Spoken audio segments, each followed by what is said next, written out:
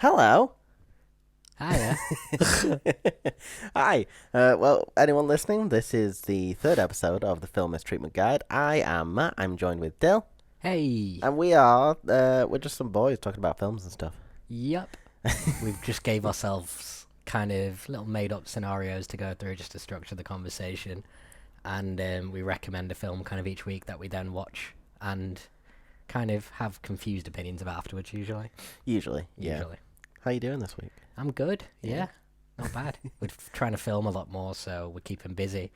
And I've been editing loads, so that's been fun too. Yeah, no, there's a nice little plug right there. For anyone who wants to kind of catch up on stuff that we've been doing, we have like a video version of this podcast where we kind of visualize what we're talking about. Little clips from the films and the people we're talking about. Yeah, which is good. And yeah, sorry, I always feel forced to ask you how you're doing, which is weird because we live together. Yeah, exactly. And we're in lockdown, so we've seen no end of each other for like the last. I know. I've seen possibly every edge of you. Jesus Christ! I really hope you haven't. Yeah, no one should have to do that. That doesn't seem fair to anybody. Yeah, well. Yeah, cool. That's a hot take. It's very harsh on yourself. Yeah. Every angle of anybody, no one should be seen at. To be fair. I don't know. Every angle? Yeah. I don't know. I think I can find some pretty bad angles. Okay. Yep. So, I don't know how we're going to recover from this. There's no natural segue. I know. So, I came up with hot take last week. You want to come up with hot take this week. Yeah, I'm interested to hear what you're talking about. And then you get to pick a recommendation for us to watch. Oh, yeah. We'll talk about that later. So my hot take, I've tried to do mine related to the things. My last one was just one, kind of basically just where I raved about Daniel Day-Lewis for a bit, which is basically just my like natural state of being. This one, because we're doing retraining day, so the kind of game of the podcast is to recast those two lead roles, Jake Hoyt and Alonzo Harris, which I was kind of surprised to find. Harris is a bit of a letdown. God damn it, I forgot about that we were doing both of them. Oh my god. I did this last week. I know. We had two questions that we were talking about. I'll come up with some names. Well, okay, I've got some hot taking to do, so you can come up with names during that. It's not too far. You basically just think, I'll give you a clue. You're just thinking about kind of like youthful, that you can play the kind of twisted guy at the end and the kind of naive person at the beginning. A kind of very Surrey type person. He wasn't twisted at the end. Anyway, we'll talk about that. Yeah, he walks straight into the projects with like that. Like, you've got to have something cracked in your head at that point, I think. Even part of the film. But that's, again, we're getting ahead of ourselves. Yeah. My actual hot take is this. It's that Denzel Washington is the most uniquely versatile and like multifaceted movie actor of all time. There's no one who's been able to do as much as Denzel and carry as much as Denzel. And kind of so kind of to get more into specifics, I was thinking the classic movie star of the 50s, your kind of John Wayne, Paul Newman type, was the kind of more mature but kind of like, you know, like life weary, but they're kind of quite wiser kind of characters. And I think, you know, Denzel's done those kind of older, more kind of convoluted characters with, like, you know, Flight, things like that, and Fences, for example. I think Fences is a whole other point. That's where he took a stage play that he'd made a hit. For one thing, not many movie actors can do that. And then he took it to the screen and directed it and he really kind of got some really great performances. Like Viola Davis is insane in that film. She's really, really good. And then you think about The Equalizer. He was 60 when that came out, and that's basically like comic book violence standard, you know, time-stopping type thing. So it's insane that he can pull that off as well at the age of, like, he was 64 when they did the second one, which is crazy. Then you think about another kind of random little criteria I think about is if you can't see anybody else in that role carrying that film, then, you know, that's a real star there. And I think a lot of his films, you think about John Q, you think about The Bone Collector. I don't know if you've seen that. No. He's kind of bedridden with Angelina Jolie solving crimes, but not many other actors could have been that kind of engaging in a position of, like, because he's basically the alpha in every scene, despite the fact he's in a bed in the middle with all the actual action going on around him. Little things like that. Then we get into real people. So we're hitting Malcolm X straight off the bat, which he should have won an Oscar for. Al Pacino got it's his time Oscar with Scent of a Woman. But I don't think anybody's saying Scent of a Woman holds up at all. And Malcolm X is kind of a really difficult, especially considering, I think the more footage we have of a person, the more kind of credit has to be given for a good nuanced real life biopic. Yeah. And he really kind of crushes it in that. Frank Lucas, Reuben Carter, Hurricane, which is Off a Person and a Bob Dylan song, which is just a whole cool little storyline for that film. But in actual fact, like, then he does things like Remember the Titans, so he can carry like a kids film franchise as a coach, and that coach is a really fine line between basically a terrible like in actual life, the real life versus the film of Remember the Titans is really interesting, because like none of it's true, even though they're based on a true story. Yeah. But in that film, like, he kind of straddles a very fine line that not many people could, where he's kind of an arsehole to a bunch of kids, and he doesn't really anywhere like got their, the only best interest at heart thing in there is the speech about when he says you can't coddle them to the other coach, to Bill Paxton. So it's an interesting kind of, if you think about that career and try and put any other name in there, I don't think there's anyone else who can do it at all who's at the kind of peak. I know I did the Tom Hanks slander quite recently. I can't remember if it was on a podcast. No, we talked about it in person extensively. Yeah. I don't think Tom Hanks could have done a third of the films that then, like, the kind of variety of films that he's done and carry it. Like Tom Hanks in The Equalizer. Now there's a hell of a film. I don't see that at all. Like, I just can't do it. Like, American Gangster, he's brilliant. So Sorry. no, it's So sorry. What's the full title of the hot take? Sorry, okay, just so I can argue against this. Okay, I suppose he's the most multifaceted movie star of all time. Okay, so I've got 3 names I want to pull off. All right, go on. To see whether you kind of agree they could be in the same ballpark. Okay. And I'm going to start off with Alan Rickman. Not even close. He's not a leading man. I know he did Sense and Sensibility and stuff, but are you telling me Hollywood in a real film is going to cast, like, they're going to put him in, like, No, but you're talking about multifaceted, like, different types of roles and stuff, and he's done all the different types of genres, like, starting off in Die Hard, then doing Love Actually, and then also being a star in the Harry Potter films. Like, he's hitting the criteria that you're saying, that he can also carry. I don't think he can do action. Well, he has done. I don't think Die Hard counts as action. Just because he does a voice and it's a film where Bruce Lee goes around. Like, he doesn't actually do... he doesn't do... Have you ever seen him throw a punch? Sorry, yeah, Bruce Willis. Bruce Lee, that'd be a film. Like, throwing a punch. Can you picture Alan Rickman throwing a punch? Back in his heyday, yeah. I mean, not now, he's dead. Yeah. I just mean, in any film ever. Can you think of a time he threw a punch? I think he did do it in Die Hard.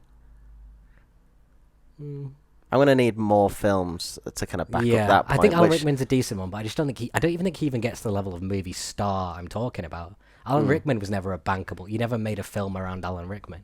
That wasn't box office. That wasn't how a film ever operated. That leads me to my next guy then. Go for it. Christian Bale. I mean, I do rate him a lot as an actor.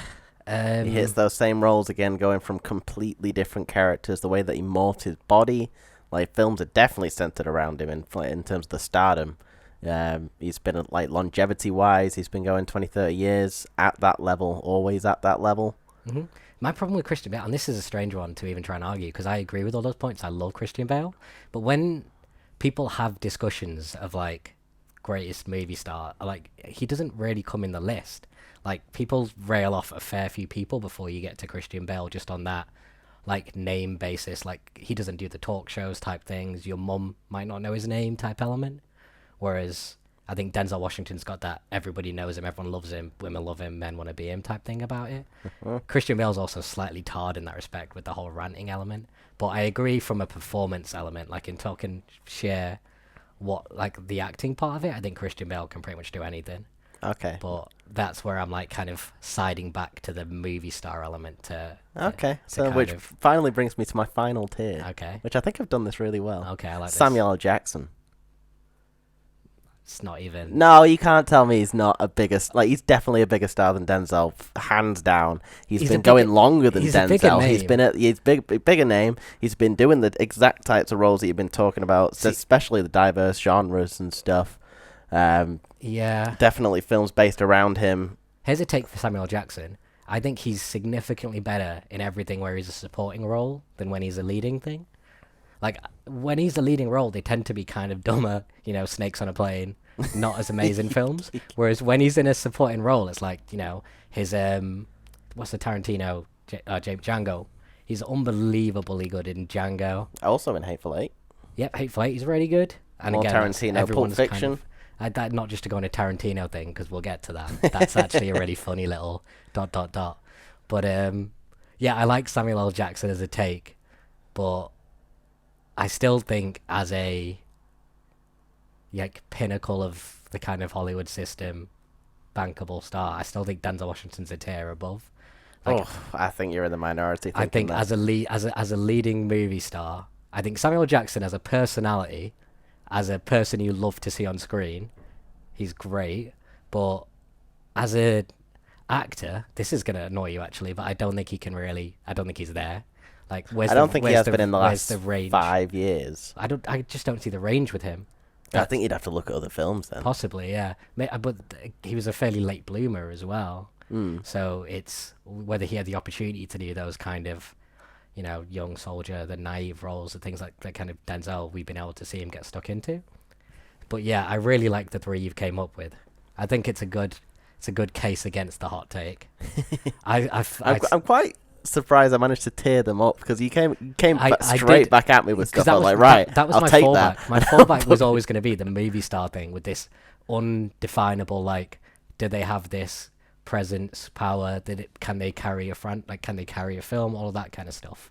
And it's really hard to see anyone who's done that with the name recognition and with the quality of the work and with the variety that Denzel's done. Like, I just don't see anyone who's up there with him and still going.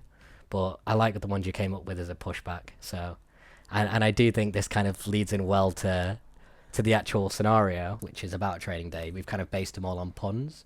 So this one's Training Day. Not my best work, but I really, really wanted to watch Training Day again. I watched it like 3 weeks ago, and I was really impressed with the actual film as an experience. Yeah, because that was the first time I'd watched it, Mm-hmm. and I was really taken back. Like, I thought it was a really good film. Mm-hmm. I was surprised how, not to go thinking, I haven't seen that much Denzel, but I thought he was really good in this. So I was like, oh shit, this is what this guy's about. Okay. Yeah, no, I really enjoyed the film. So, we were going to try and recast them. Yeah, with the actual actors. Some of these kind of podcasts we're going to do putting in new characters, but some of them it kind of makes more sense to just do an almost imaginary reboot, which we're absolutely not asking for in these situations. I feel like we need to clear that up with Back to the Future. Like, if people realize that we want think we want a Back to the Future reboot, they're barking up the wrong tree. It's just a fun hypothetical game with what actors and stuff are about now. Yeah, that should be a timeless film. Just leave that Yeah, where don't it was. mess with Don't touch it. Don't No, redo no. it. It's like also Indiana a little Jones. bit too weird to really bring it back, because then you've got to address all the weird stuff. Whereas with that you can just get away with it. Like, you just enjoy it. You're in the film. You don't really think about how odd it all is. Yeah. So do you want to go first? Yeah, okay, so we did. Alonzo Harris is Denzel Washington. He's this kind of mercurial, crazy-ass detective. You mean the other way around? Is that how good he is? Wait, oh yeah, that's true. Okay.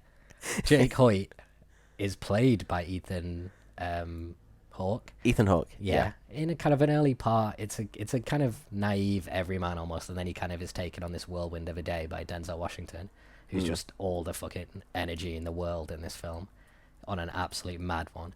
So coming up with names, I ended up kind of going down. My first theme was kind of going down a Wire theme. So the first name that actually came to mind was Lance Reddick, who is the concierge from John Wick. Okay. And he's in The Wire.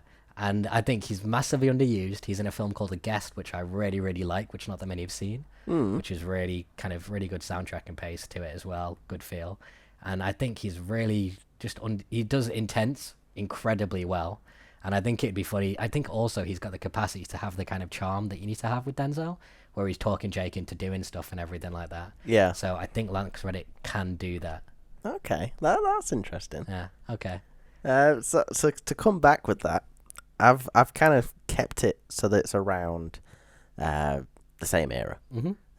So I'm thinking height of his peak, I think, for me, around that kind of time, Will Smith. Okay. If he'd have let himself kind of be the bad guy, because, like, notoriously he's not really the bad guy in any sort of film.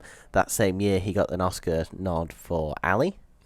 And I think if he had this role instead, like, he would have had that same charisma and sort of, that energy that Denzel had to kind of play this, this character that's trying to force someone into situations they don't really want to be in. Mm-hmm. Uh, yeah, I think Smith would be a really interesting pick for that role. Yeah, well, it would be cool to see, because also the charisma element, that's a big part of this role. Like, you Yeah. have to just be someone that you're drawn to, and everyone, like, Will Smith has that in spades. So. Especially back then Oh, as yeah. well. And also, kind of, a big part of this for me as well was the physical element. Was like, I can't, you know, most movie actors are kind of 5'7", like, that's the joke.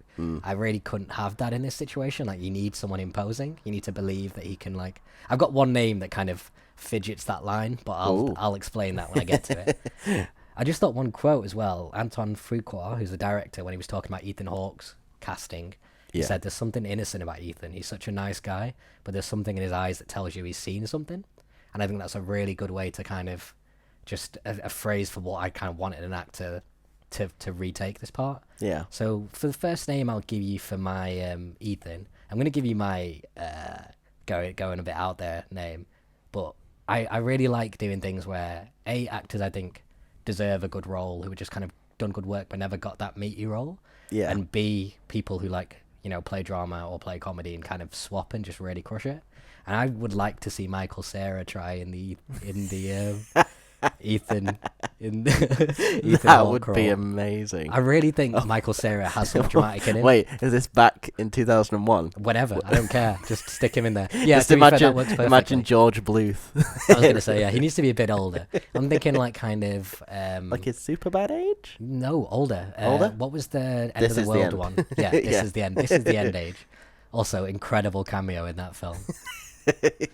So yeah, Yeah. I wanna see Michael Cera do something pretty deep. Okay. That's my first just shout out to the world. Right, okay. Right, I've got to pick something straight out of my ass. Sorry about this. Yep, that's fine. Sam Rockwell. I like Sam Rockwell in his era a lot. I think he's got Yeah. the same kind of, again, he also has, you root for Sam Rockwell. Yeah, he's And got the more so age than for Ethan it as Hawke. well behind him. I feel like he Ethan can kind of bring that intensity to the role when he needs to. Mm-hmm. Gotta get him dancing at some point, because Sam Rockwell. I like that pick a lot. I think Yeah. Sam Rockwell in his day. Also, another one of those that, like, if you watch something like Moon or something, it's just him in that film, and he carries that. Yeah, I still need alone. to see that. It's a really, really, really good film, Moon, and it's, you know, a great part for him. So Sam Rockwell is a pick I like a lot. Should we go back to Denzel? Yeah? I'll give you my next The Wire pick, which is also someone we actually watched. We were watching Community last night, just rewatching and stuff, just, you know, Oh, yeah. past the lockdown. And this guy is in a part which is kind of very off what he usually does, and I think he's really good at it. It's Michael K. Williams, who plays the biology teacher in Community. He's Omar in The Wire. Ah, okay, He's yeah. in a lot of stuff as kind of, you know, the intimidating gangster type role. But again, in Community, he's a biology teacher. They do some. He's very good in the kind of playing it straight. They did it with Jonathan Banks, who's Mike Ehrmantraut from Yeah. Breaking Bad. I think Community's great at taking these actors known for serious stuff and just letting them, you know, play it 100% real. And it just kind of, I think comedy is a lot to do with just the committing of it, I think. And if they'll just believe the world easier than a lot of comedy people potentially. So it's an interesting one to debate. But I think Michael K. Williams, kind of a part he deserves as well. Something with a lot of ups and downs and charisma and energy, and I think he could really go mad with the Denzel role. Okay, if he'd well, got that'll it in be his an day. interesting film. Yeah. Yeah, I think also a little bit more intimidating, a little bit more you can see. I'd like to do a bit more of a kind of, even though it's a bit cliched, the kind of streets to the cop storyline element of it. It would be a bit more with him, I think. Like how he became himself, how Alonzo was developed. It'd be cool to see kind of that era of it. Okay. But yeah, that's my second The Wire pick is Michael K. Williams. Okay, well, I'm going to follow, like, I've kind of gone more for charisma and kind of, like, that character and personality that you see. But just before I kind of go more into those picks, I'm going to bring it back to, as you just said, like, believability on the streets and stuff. And someone who kind of came out a little bit after this. I feel like if they would have got this role, they could have also got a win at the Oscars. Jamie Foxx. See, this did occur to me. It's the tough side element. He definitely has the charisma. I'd be curious to see it. You didn't know. Oh, it's a good recast, Jamie Foxx. Yeah. It's just like I think my heart sinks a little bit thinking about a world with him rather than Denzel in it. Like, I think the world, we all just deserve this Denzel one, and it's kind of killing me with every recast to just be like, no, I don't want to do it. But I'll try and push that down for the purposes of the game. Oh, I'm going to break your heart with the you're next gonna give me picks a that bad I've one. got. You're going to give me a bad one. Well, I'll give you my next Ethan then. Okay. I kind of jumped about with a few different names. One of them, do you know what? My next actual kind of, I'd like to see this one, is Joseph Gordon-Levitt. I feel like he's dropped off the radar a lot recently, but I really like 50-50. I think, again, he can do the kind of everyman element of it and the kind of innocence of it.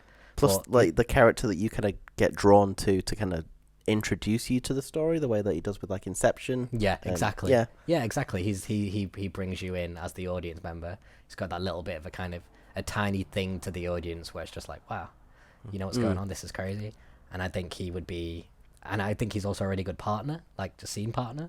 He works like 50-50, but again, even Christian Bale, when I think like some of the better scenes in that Dark Knight, even though the Robin thing was barely set up and barely put in there, like, and the fact that they just did the "I recognized you" thing, where it's just like, okay, so no one else could have Googled, and where's the reporter? I know you're Batman. Oh, yeah, just like, yeah, so does everyone else, kid. Just play dumb. Do you not know I'm rich? That's the actual I paid Batman them law. all off. Yeah, exactly. Everyone's just like, don't mess with him, he'll go away and he'll take his money with him. Like, we don't want him to go to Monaco or wherever and just not pay tax, so just let him think no one knows. Plus, Batman saved Joker's everyone. a paid actor. They pay, like, the state pays him taxes. Oh, that's a whole new... that is a great segue into... wait, who are we talking about? Oh, Which one are we... I was going to say, were you going to do it? Okay, do it. I know what you're going to do now. Do you Jake Hoyt? Yeah, okay, Jake Hoyt. I was actually going to go into Christian Bale for Hoyt. I feel like he could play just as an intense sideman the same way that he does in The Wrestler. At that point, kind of youthful, fresh, still has that kind of fire behind him. I feel like that would be a great role for him to sink his teeth into. Yeah. I'm trying to think what else he was in around that time. I feel like Christian Bale as well is always going to try and... Whereas Ethan Hawke kind of sunk a little bit and was kind of you for a lot of the film until he kind of takes charge and goes on the offensive. I think Bale would be... 2001. What? He was American Psycho. Yeah. Yeah. Okay. So we need to lose. He's way too kind of that. We need to just rough him up a little bit. But Christian Bale loves like nothing more than just looking grimy, apparently. Because if you see him off a film set, he's like got a beard and a pot belly and like, you know, I kind of feel like loving life. You feel like it's like, you know, a like ring of Fosters in his back pocket. Like, it's just an absolute grot bag. But yeah, Christian Bale, good in his would be really good in his day. Yeah. I feel like he'd try and build up to the other performance too. So it'd be a lot more of a kind of tete-a-tete. It'd be pushing back more, which I'm down to see. Like, I think it'd be interesting. Yeah. Different direction with it. Oh man. Do I owe you a Jake Hoyt or did I give? No, you gave us the Jake Hoyt. Right, So we're we're going back to Denzel. to Denzel. Okay, so now I'm doing my kind of... This is, do you know what I said about the height presence one? Yeah. So my pick was going to be Michael Pena. Because from he's in Ant-Man, he's in End of Watch, he can do the likable comedy sidekick, he can do... The End of Watch, he's really good as the kind of the copper with the kind of... I still need to see that. That was Jake Gyllenhaal, right? Jake Gyllenhaal Which would also be a great cast for... He's on my list. Hoyt. Oh, is he? Sorry. Denzel. I did a crossing racial lines list. list. For Denzel instead? Oh, okay. On that crossing racial lines list, actually, just to quickly go through it, him, Tom Hardy, as the Denzel part. Okay. And Jonathan Tucker. You might not know.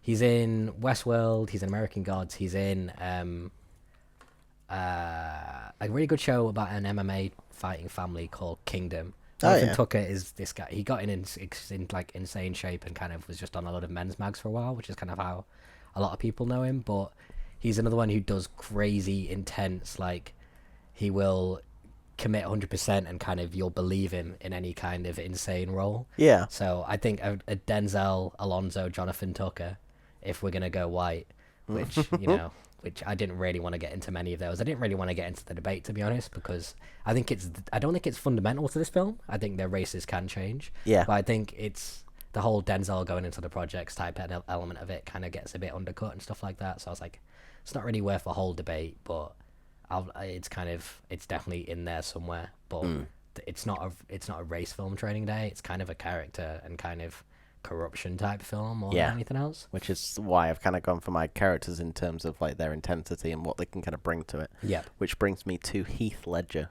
Nice. as Denzel, as well Ooh. As Alonso. as Alonso. Yeah, I feel like he can sink into that community really well and kind of play the double side of this kind of charismatic. Yeah, come into my thing, and then also be like, yeah, I'm gonna kill you. I was gonna say he's big, isn't he? He's like, Yeah. think about 10 Things I Hate About You. He looks enormous He's in that. huge. Yeah, and intensity out the wazoo. So Plus, Heath Ledger. if he'd have got this film, he'd still be with us today. Maybe. I don't think he would have gone for the Joker. If they were both happening at the same time, you think he would have taken this over the Joker? I think he would have taken the Joker. I think it had its fucking. I know. flaws in it. He still had 7 years till it was made, but Yeah. that would have been. I wish Heath my- was still here. My race switch Ethan, by the way, Michael B. Jordan, who I think might have kind of peaked and crossed it. I'm a little worried for his career generally. I feel now? Yeah, right now speaking, because I feel like a few of the things he's tried outside of Creed just haven't really hit. He tried that Just Mercy and he wasn't great. He did Black Panther. He's a weird one as an actor. Even Black Panther, though, he's probably the most criticized part of that film, other than the CGI in the final fight. Yeah. But a lot of people. I still think he was regarded as one of the best things in that film. I think a lot of people on a base kind of audience level liked Killmonger, but I think a kind of higher critical element were a bit like a kind of more. He's kind of doing the same thing. Also, he's a little bit kind of inconsistent in this in terms of like whether he believes nothing or whether he believes it's all about Africa or whether you know what I mean, like whether it is an actual community thing. So, and the rest of that film's so stunning that like I can understand why he'd be the most. It definitely needed the empathetic villain. You had to root for both sides, but Michael B. Jordan, I do kind of feel like needs a bit of a resurgence, and I think he could really do that kind of Ethan role well. I think he can do that before. Like, I think that's the more impressive part of it, is that he can do the naive, even whilst and then leans into the dark. just wears like baggy clothes or something, and then like he takes his jacket off and you're like, shh, just exhale. So hit me, give me an Ethan. Give me an Ethan. I will give you a Toby Maguire. Oh dang, okay. That's a solid one. That might be my favorite actually. Oh God, I like. Actually, I think to be fair, I think we're coming up with good names. I'd watch any of Michael Cera, Joseph Gordon-Levitt, Tobey Maguire. I think they'd all be good. Imagine what an image he would have had if he would still have been Spider-Man, but then also would have taken this role. Yeah. God damn it. At that time as well. People are like, who are you? He would have been Leo. Can you imagine if they'd have just swapped? Leo was his hanger-on, and Tobey Maguire got all the Leo roles. Not to relegate Tobey Maguire to Leo's hanger-on. We need to do an episode on that. Oh my God, alternate. Okay, yeah. Don't want a spoiler of the show, I know. Oh yeah. Don't listen. Shut up. I'll bleep the whole thing. Yeah, exactly. We'll bleep Don't listen. So anyway, if we'll go back, we'll go. How many more Denzels have you got? 2 more Denzels, but they're kind of on the same thing. I can probably get both of these over with one more round, I reckon. Okay, cool. I've got 3 names. One of them's a throwaway one, but 2 of them are quite interesting. Okay, cool. I'll give you my 2 a few years from now ones, and I'll tell you the ranking of these 2. Okay. My least preferable one is John Boyega. I think a few years from now, again, the size, kind of charisma, I think he's, again, big energy, kind of raises a room type guy. And my preferable one a few years from now is Daniel Kaluuya. And I just think smashes it out the park. Oh, yeah, I can't see him not be amazing. Okay. So that might be my final. If I can pick in the future, it's Kaluuya. Pick of the future. It might be Michael Pena now, because I want to see him get a part like this. Yeah. I want Michael Pena to be the leading, scary, happy, angry, like all of that. So yeah, I think that might be it. Okay. I haven't got any for the future because I kind of stuck mine to around that era, and I've got John Travolta. Okay. Bringing that face-off energy level back. Give him some weird facial hair. He's definitely got a goatee. Yeah, he definitely would do in this film. He definitely has a goatee. Oh, wait, when does he have a goatee? Taking a Pelham 1, 2, 3. Yeah. And he's also mint in that film. Yeah. Good boy. That was part of my apart from all Denzel the take, other weird but stuff. I like that. 'Cause Denzel's in there as well, by the way. Yeah. Good in there. It's great in there. Exactly. And Woody Harrelson. Oh, okay. Yeah. Okay. Because I think he can definitely lead into more of the double side of it. Yeah. Yeah, and he's kind of got that likable bad boy charm. I was going to say, I think with Woody, it becomes a bit more cartoony. Like, it leans towards Pineapple Express, but it's still an amazing film. Like, it just becomes a little bit more kind of wink at the camera type stuff. But, yeah, I'd watch the living shit out of that. I tell you what would be a wink into the camera with that. What? Oh no! Shush! Sorry, computer. Angry laptop. Go on. Angry laptop. Nicolas Cage. Okay. I knew this was gonna come up. I knew this was gonna come up. What's Just the last imagine him podcast? like with the same kind of intensity of Bad Lieutenant. Yeah, I mean the problem is the world in the story, the plot, everything feels so real, and it's just the minute Nicolas Cage is in it, it's just not like a real world anymore. It's whatever world Nicolas Cage is living in. Yeah. Oh, he's crazy, man. We're not going to talk about Nicolas Cage every podcast. Yes, we are. We kind of are. All right, let me give you my last few Jakes then. I've got Jake's. Jake Hoyt. Oh yeah, shit. It's My his name. bad. We keep calling him Ethan. I know it's my bad. I too. thought you were going to say Jake Gyllenhaal. Gyllenhaal, Can't say. no. Can't say it right. Jake Giles. Yeah, you're Fucking gonna have say to my bleep life. you saying his name. That's not appropriate for We're a Jake. family show. Gynecologist. No. Anyway, go.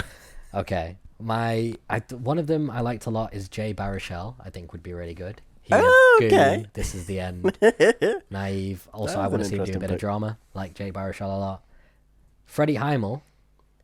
Freddie Highmore. Freddie Highmore, I think, Yeah. does the naive side really well. Ooh. I also want to see him do something a bit. I know he's psycho, so like he should be doing intense. Yeah, but he's also a real good world doctor. intense. Exactly, and I want to see him do something real world intense. And my last and final, and I think my who I'd actually choose, is Dev Patel.